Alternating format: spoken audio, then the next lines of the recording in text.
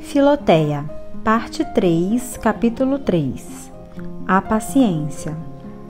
A paciência, diz o apóstolo, vos é necessária para que, fazendo a vontade de Deus, alcanceis o que Ele vos tem prometido. Sim, nos diz Jesus Cristo, possuireis vossas almas pela paciência. O maior bem do homem consiste, Filoteia, em possuir seu coração. E tanto mais o possuímos, quanto mais perfeita é nossa paciência. Cumpre, portanto, aperfeiçoarmo-nos nesta virtude.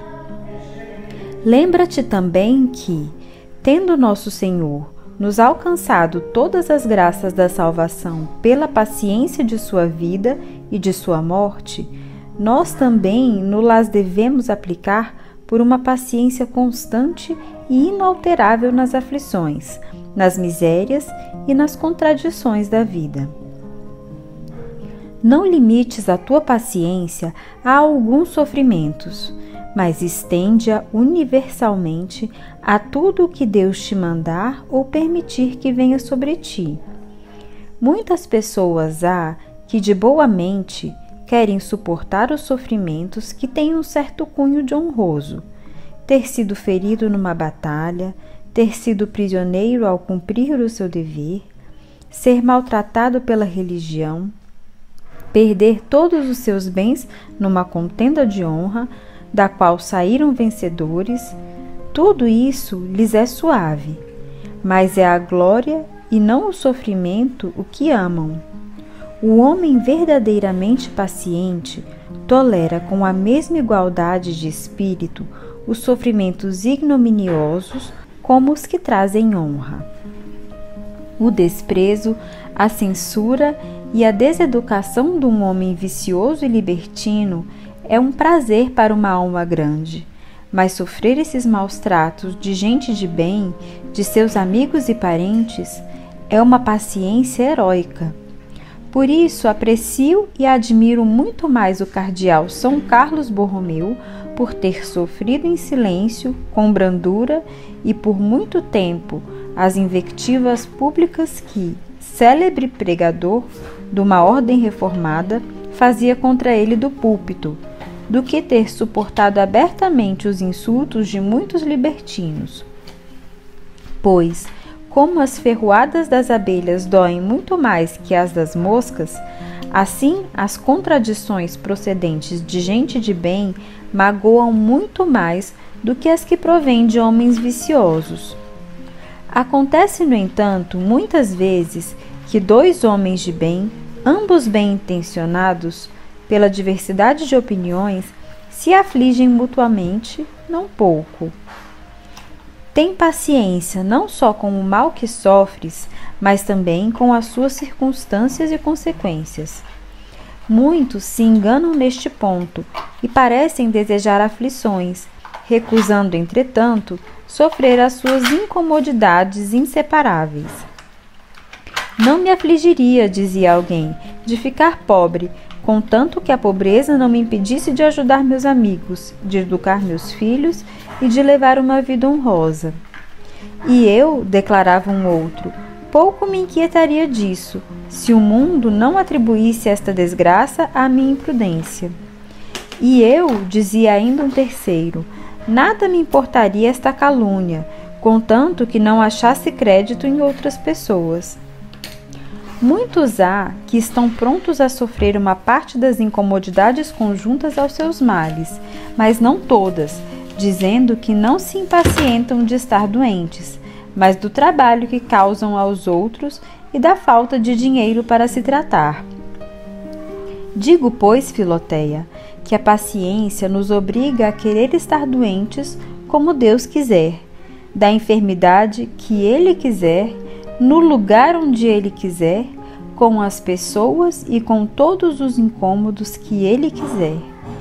Eis aí a regra geral da paciência. Se caíres numa enfermidade, emprega todos os remédios que Deus te concede, pois esperar alívio sem empregar os meios seria tentar a Deus. Mas, feito isso, resigna-te a tudo e, se os remédios fazem bem, agradece a Deus com humildade e, se a doença resiste aos remédios, bendize-o com paciência. Sou do parecer de São Gregório, que diz: se te acusarem de uma falta verdadeira, humilha-te e confessa que mereces muito mais que esta confusão. Se a acusação é falsa, justifica-te com toda a calma, porque o exigem o amor à verdade e a edificação do próximo. Mas, se tua escusa não for aceita, não te perturbes, nem te esforces debalde para provar a tua inocência. Porque, além dos deveres da verdade, deves cumprir também os da humildade. Assim, não negligenciarás a tua reputação e não faltarás ao afeto que deves ter, à mansidão e humildade do coração. Queixa-te o menos possível do mal que te fizeram, pois queixar-se sem pecar é uma coisa raríssima. Nosso amor próprio sempre exagera aos nossos olhos e ao nosso coração as injúrias que recebemos. Se houver necessidade de te queixares, ou para abrandar o teu espírito, ou para pedir conselhos, não o faças a pessoas fáceis de exaltar-se e de pensar e falar mal dos outros. Mas queixa-te a pessoas comedidas e tementes a Deus, porque, ao contrário, longe de tranquilizar a tua alma, a perturbarias ainda mais, e em lugar de arrancares o espinho do coração, o cravarias ainda mais fundo.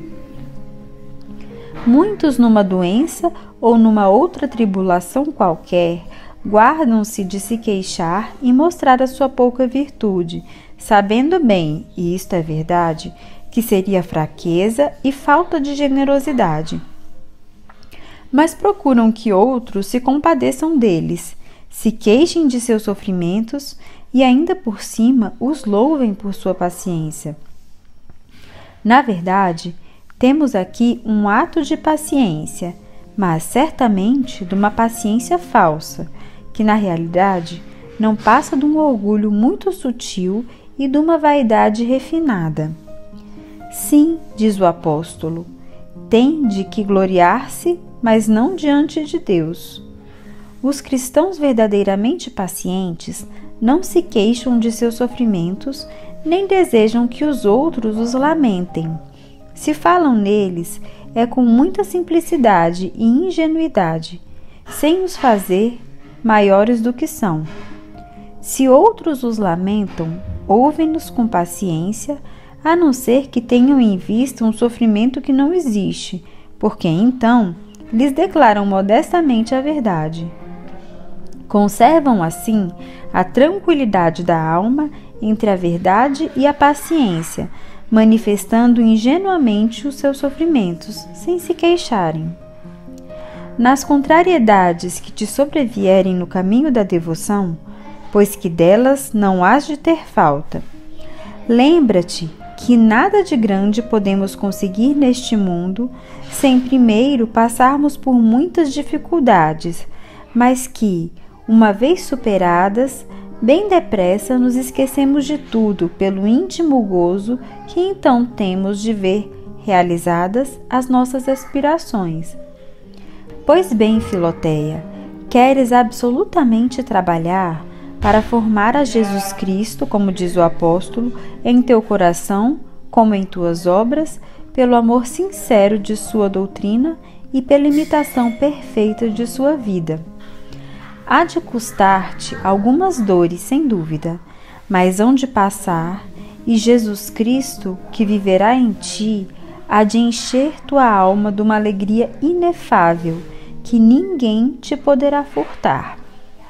Se caíres numa doença, oferece as tuas dores, a tua prostração e todos os teus sofrimentos a Jesus Cristo, suplicando-lhe de os aceitar em união com os merecimentos de sua paixão. Lembra-te do fel que ele bebeu por teu amor e obedece ao médico, tomando os remédios e fazendo tudo o que determinar por amor de Deus. Deseja a saúde para o servir, mas não recuses ficar muito tempo doente para obedecer-lhe, e mesmo dispõe-te a morrer, se for a sua vontade, para ir gozar eternamente de sua gloriosa presença. Lembra-te, Filoteia, que as abelhas, enquanto fazem o mel, vivem de um alimento muito amargo e que nunca nós outros poderemos encher mais facilmente o coração desta santa suavidade, que é o fruto da paciência, do que comendo com paciência o pão amargo das tribulações que Deus nos envia.